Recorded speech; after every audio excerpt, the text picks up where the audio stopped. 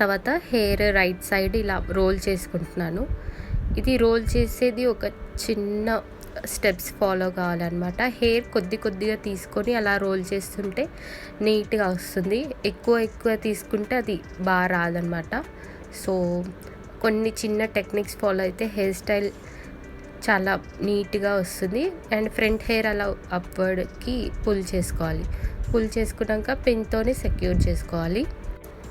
Same process ఇక్కడ left side hair కూడా అలానే రిపీట్ చేయాలన్నమాట. రిపీట్ చేస్తూ హెయిర్కి పిన్తో సెక్యూర్ చేసుకోవాలి.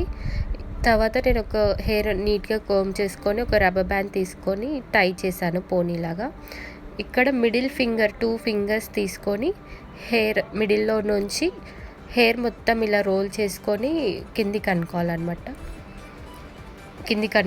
అప్పుడు హెయిర్ మంచిగా వస్తుంది. దాన్ని ఫిల్అప్ చేయడానికి ఒక యాక్సెసరీ పెట్టుకున్నాను.